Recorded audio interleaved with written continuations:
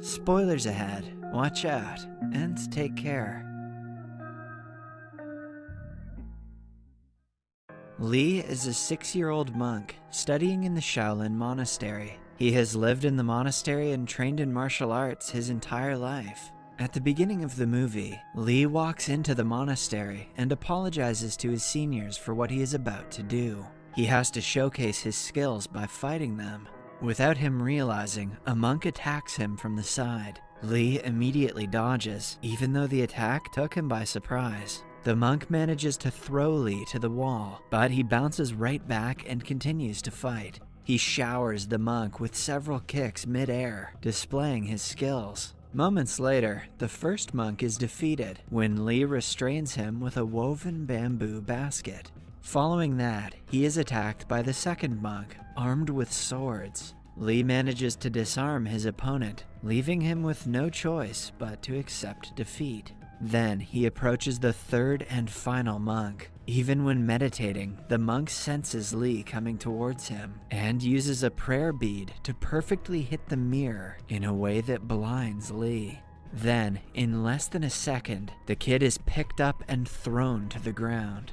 The monk is about to win with the last blow, but Lee slides away and kicks him in the chest. The two battle, and in the end, Lee wins again. He bows to the shrine and walks outside, while his opponents bow to him as a sign of respect. The head monk tells Lee that he scored 88 out of 100 in the test, which is better than most students his age. Lee is about to go to a new school in the city as an exchange student.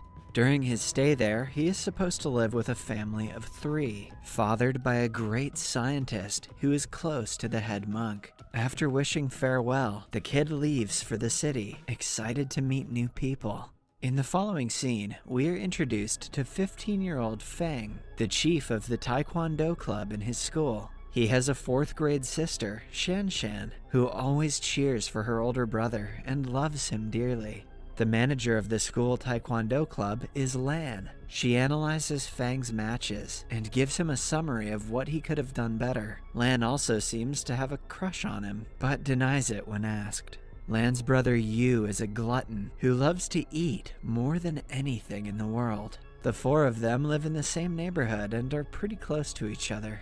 One afternoon, Lan is analyzing the previous day's Taekwondo match, as always, while her brother Yu binges on chips and snacks. The siblings' father is a scientist named Dr. Han. Their mother died a few years ago, after which Dr. Han has indulged himself in his work. He is working on a special device that a group of gangsters is interested in.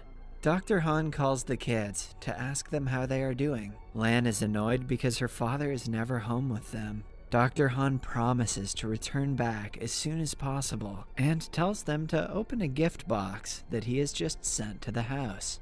In reality, the box contains the special device he has created that the gang is after. As they are talking, Lee knocks on their door and is received by Lan.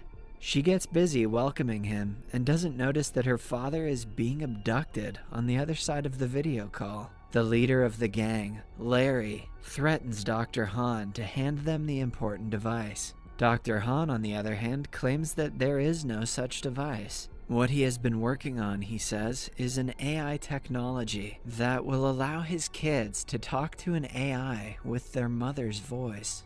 I wonder if she'll be good at narrating recap videos. The leader doesn't believe him and holds him hostage.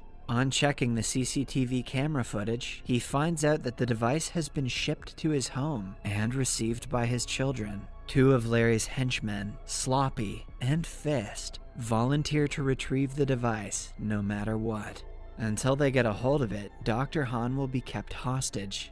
Sloppy and Fist are excited because this is their first job as gangsters. They dress up in eccentric clothes as a disguise and arrive in front of Lan's house. Sloppy tries to barge in when it gets dark, but Fist suggests they wait until the kids leave for school the next day.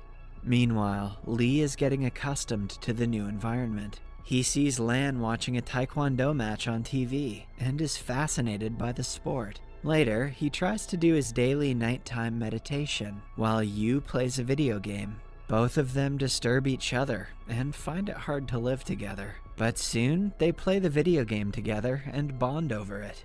Case closed. Video games are better than meditation. In her room, Lan opens that box sent by her father and sees a panda keychain inside. What she doesn't know is that it also holds a pen drive that the gang is looking for. On pressing a button, the panda asks Lan to set a voice-activated password. She exclaims, "What password?" which is set as the new password without her knowing. On testing it further, she realizes that the panda is an AI that has her mother's voice. The next morning, Lee gets ready for his first day of school, alongside Yu and Lan. Sloppy and Fist watch them from inside their car, planning to break in right after they are out of sight. But just then, Sloppy notices that Lan has hung the panda keychain on her bag. They change plans and decide to steal it from her. On the way to school, the group meets Feng and his sister Shanshan. Lan introduces them to Lee. As they're talking, Sloppy swiftly snatches the keyring and walks away. Lee notices this and does a high jump and several backflips to get to him. Feng is impressed to see that he is a skilled fighter. They both beat him up and get the panda back, but Sloppy doesn't give up. He snatches it yet again, not learning his lesson from the first time. The kids soon surround him and trap him in a garbage bin before pushing him down the road. At school, Lee is introduced to his classmates, who are amazed to see a child monk for the first time. They ask him questions like if he can ever get married and if he knows kung fu. The teacher quiets them down and asks them to wait for the gym period to see his kung fu skills. During the gym class, the coach informs them of a fitness test that will be held next month. The ones who do not pass the test will have to repeat the class next year as well. Yu is worried because he is out of shape and can barely walk properly. Their first task is to run 100 meters. A trained Lee completes 2 laps before his classmates can complete even 1. Next, they are asked to do push-ups, one of the many specialties that Lee has. He does more than 100, while the other kids can hardly do 2. To show his true capabilities, he even does push-ups with a single hand, and then with his body vertical. What a show-off. This kid is basically Goku. Everyone cheers and praises him. Then, it is time for them to do high jumps. Elementary school high jumps are a piece of cake for Lee. However, Yu struggles and falls face down on the platform. Back in Dr. Han's lab, the gangster Larry has tied him to a chair and is hitting him with golf balls. To keep himself entertained, Dr. Han teaches him new techniques at his own expense. At night, Sloppy and Fist break into the house looking for the panda. Lee sees them and hides behind a stuffed toy to scare them. He troubles the rookie gangsters, but they soon see him and try to fight him. When Lan comes downstairs, the gangsters grab the panda and run away. Lee tells them what happened, but the siblings think he is joking.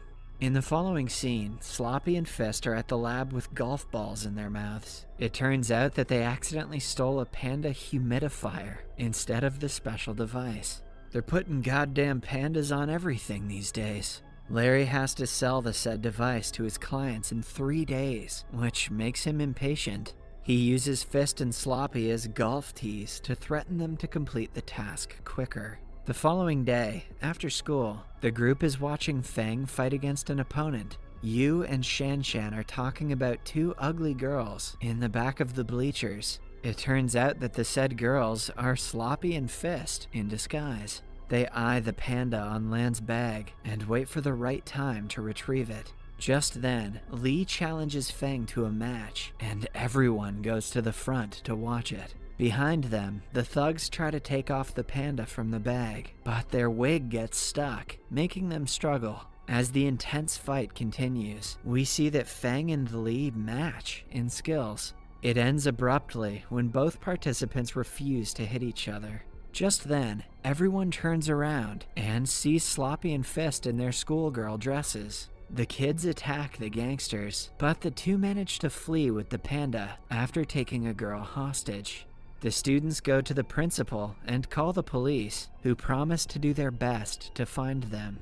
Lee blames himself for what happened because if he hadn't challenged Feng to a fight, Lan wouldn't have been distracted. The rest of the group makes him understand that they do not blame him. Larry finally gets the panda and uses the pen drive inside of it to open a program on a computer. However, it requires a password to be accessed. Larry asks Dr. Han what the password is, but he refuses to tell them. A couple of programmers try to break the code, but even after trying for an entire day, they are unsuccessful. By the end of it, Larry starts to lose his mind and has a mental breakdown.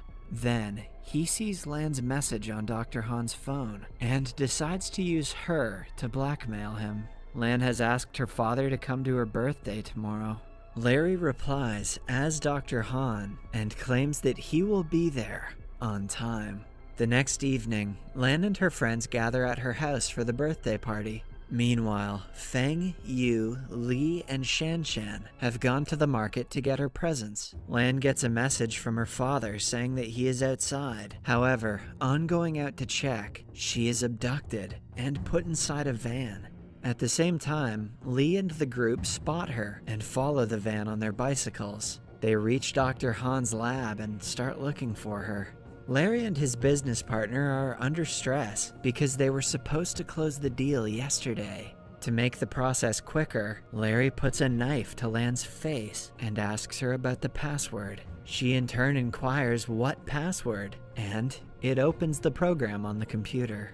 Outside, Sloppy and Fist are guarding the place. Li and Feng attack them and knock them out in no time. However, they are soon confronted by Larry's right-hand man, Bradley. He is a fighter, hence they struggle to defeat him, even when teamed up. Inside the lab, Larry and his partner are about to seal the deal, but just then, Yu arrives and secretly frees his sister and father.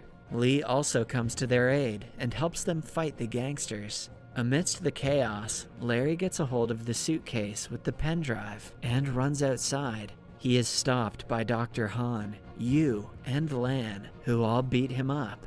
In the meantime, Li joins Feng again to fight against Bradley. Initially, they struggle, but they eventually manage to defeat him. At last, the police arrive at the scene and save the day. In the ending scene, we see the school's principal award Li and Yu for their bravery. Subscribe for more videos like this, turn on notifications, and leave a like to help the channel.